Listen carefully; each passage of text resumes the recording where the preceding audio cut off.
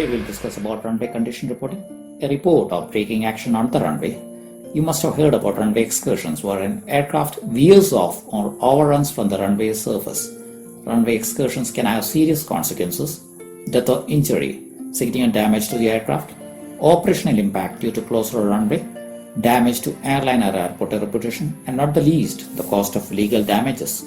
Several years ago, Flight Safety Foundation reported that runways contaminated by standing water, snow, slush, or ice were involved in approximately 80% of the runway excursion accidents that occurred between 1995 and March 2008.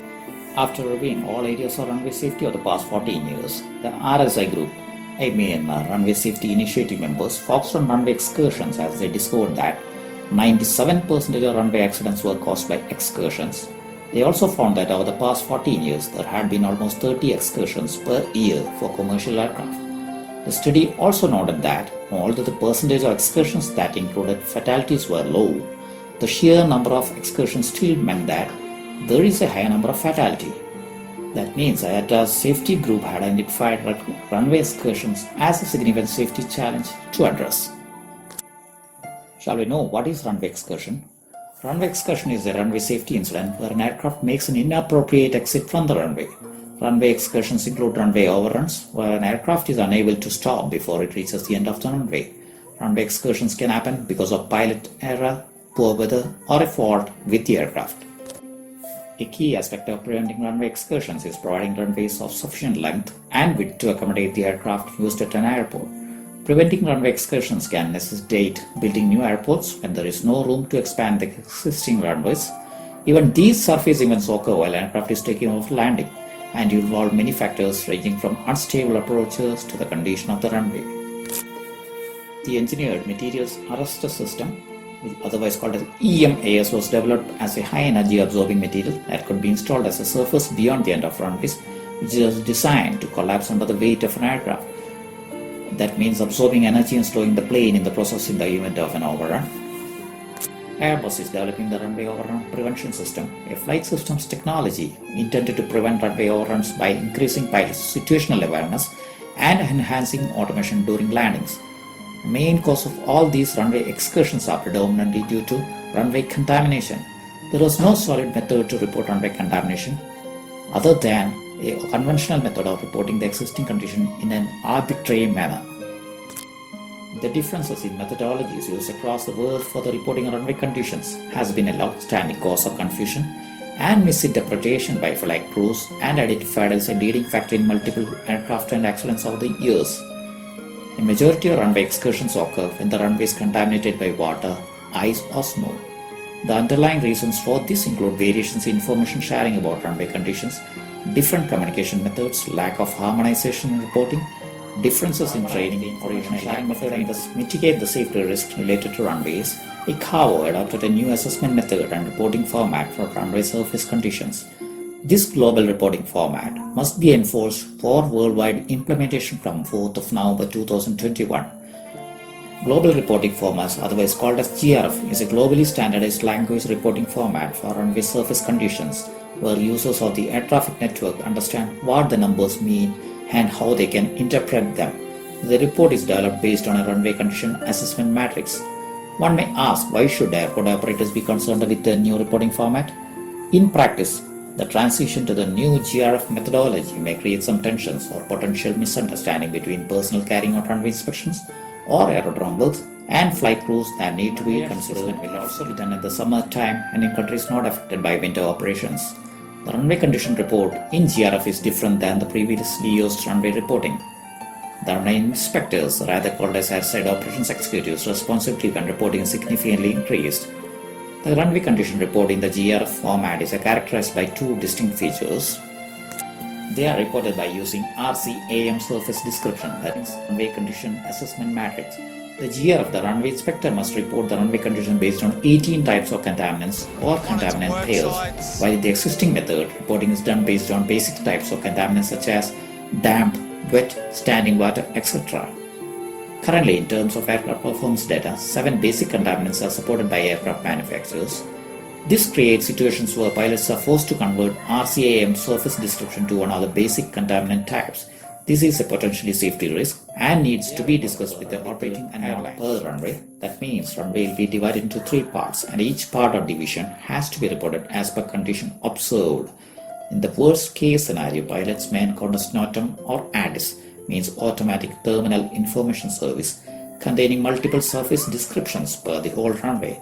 This may create a situation where pilots may simply cannot correctly determine one single most significant contaminant to be used in aircraft performance assessment matrix. The table was originally designed to support runway condition assessment from the landing performance point of view. That is why runway condition code value plays a major role in the assessment. However, runway condition code value has no role in takeoff performance. To safely cover both takeoff and landing, the runway inspector should choose the runway condition assessment matrix contaminant having the greatest impact on takeoff performance and runway condition code value having the correct effect on landing performance. To safely cover takeoff and landing in certain runway conditions where RCA contaminant type and its respective runway condition code value cannot be logged, it may be necessary to apply a runway condition code downgrade procedure. The implementation of the GRF heavily depends on trained runway inspectors.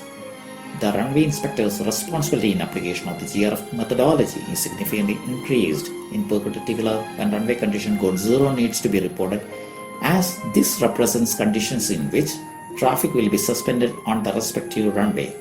Now it is up to the runway inspector to decide whether the runway is available for use or not. The challenge will be to determine if airports can rely only a subjective assessment of the runway. By using a friction tester as a supporting tool, the final decision is still up to the inspector, but he can feel more comfortable choosing the runway condition code when he has an objective backup for his or her decision. Friction values are a valuable piece of information, especially when assessing the runway condition code, upgrade or downgrade, as well as assessing slippery wet runway condition. The goal is to build best possible overall picture of runway condition by using all relevant available information. With the current methodology of runway condition monitoring, when the runway is contaminated by ice or snow, the runway inspectors need to determine the type, depth and coverage of these contaminants. With the GRF, all airports must promulgate runway condition reports even during the summer.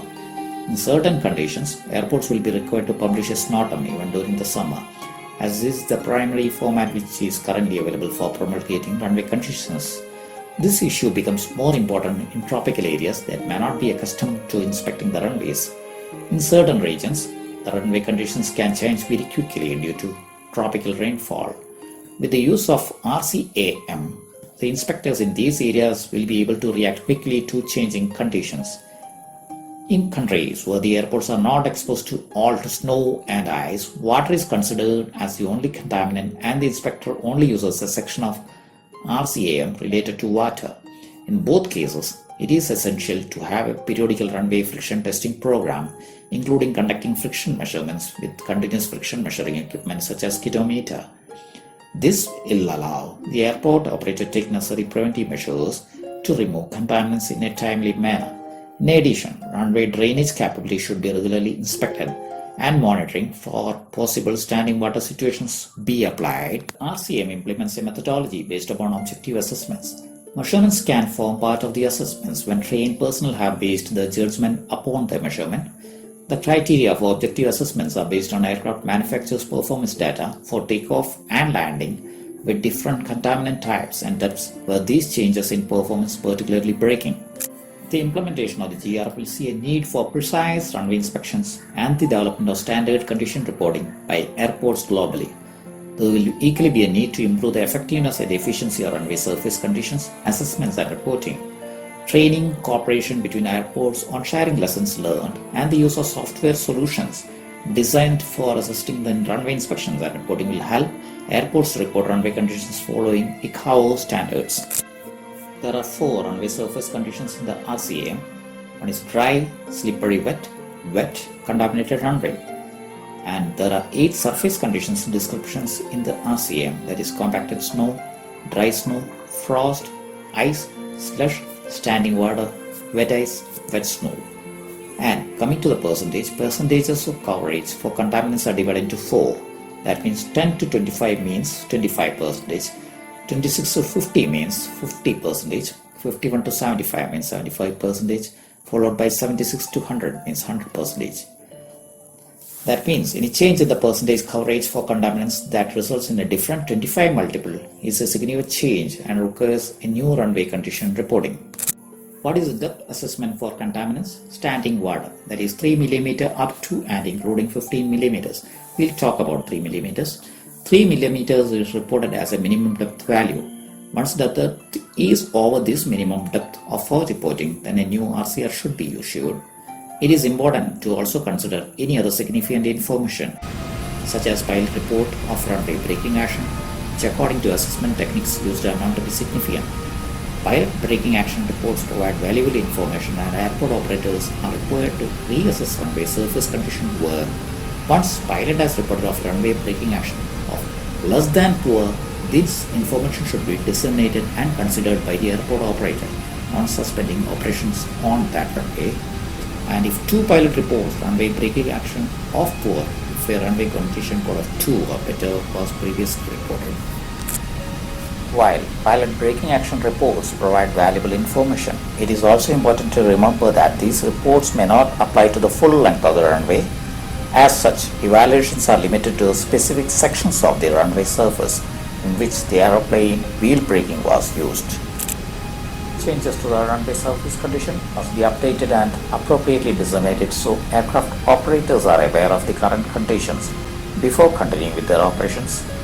During active snow events or rapidly changing conditions, such as increasing snowfall and rapidly rising or falling temperatures, airport operators are required to maintain a vigilant runway inspection process to ensure accurate runway condition reports.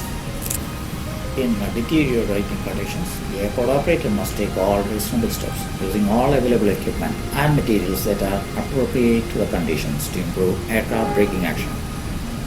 Deteriorating conditions include but are not limited to frozen or freezing precipitation, falling air or pavement temperature that may cause a wet runway to freeze.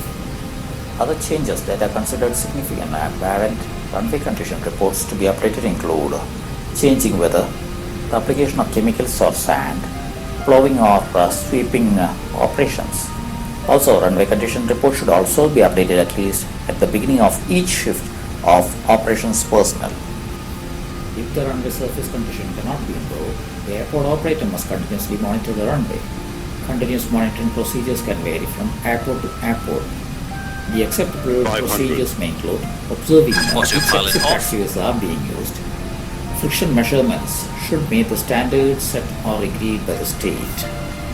Monitoring pavement conditions including air and surface temperatures, contaminant types and depths.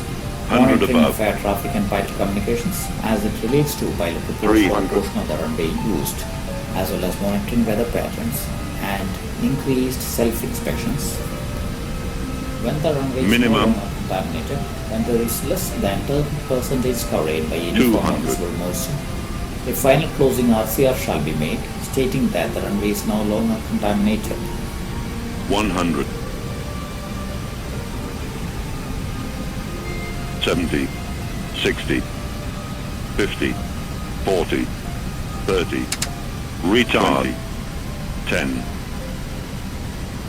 5,